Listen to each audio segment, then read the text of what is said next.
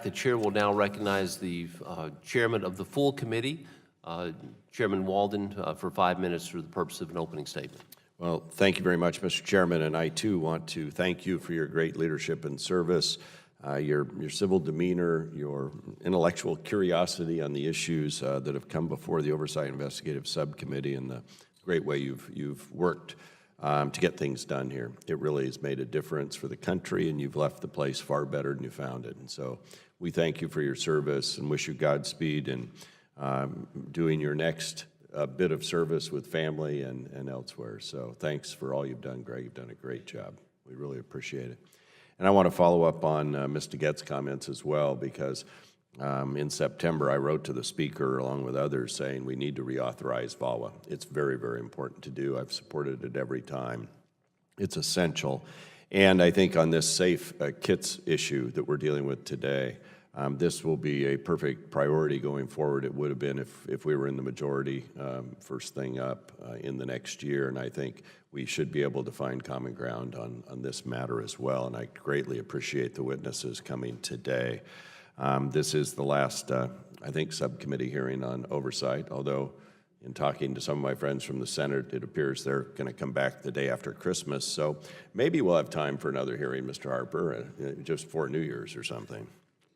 Thought I'd throw that out. Over the past year, the committee has been investigating access to SANES and safe kits at hospitals across the U.S., as you've heard. And throughout our investigation, we've spoken to more than 40 trauma level 1 and 2 hospitals. Some of these hospitals have very robust SANE programs that are well equipped to provide the best care to survivors of sexual assault, including one of our witnesses today, Mount Sinai Health System. So we appreciate what you're doing.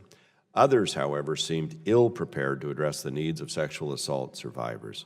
One hospital even asked a member of my staff, and I'm going to quote, "What is a rape kit?" Close quote. There are currently no federal requirements regarding SANES in the healthcare facilities. As is made clear in the responses to the committee's letters, some states and hospital associations have made great strides, while others have not put the same emphasis on the problem. I'd like to commend hospitals in my home state of Oregon for being forthcoming and helpful in our push to expand access to services for survivors of sexual assault in communities urban and rural. Their partnership with the Oregon District Attorney's Sexual Assault Task Force is an example of the work we hope to see spread across the nation. As Chairman Harper mentioned, we don't know what happens to many of the survivors that visit a hospital and are unable to obtain a safe kit. Some survivors may be forced to travel several hours to the nearest safe-ready hospital to obtain a kit. Others may simply return home and choose never to report this horrific crime.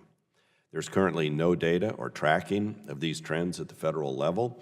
However, through the course of our investigation, we've spoken with several survivors who have faced just that situation. One survivor we spoke to, Leah Griffin, shared her experience of trying to get a safe kit in 2014 after being drugged and raped. When she went to her local hospital, she was told, quote, "We don't do rape kits here," close quote. The hospital told Leah that her options were to drive herself to another hospital or to pay out of pocket for an ambulatory transfer. Leah told us, and I quote, "I was so shocked, I just went home."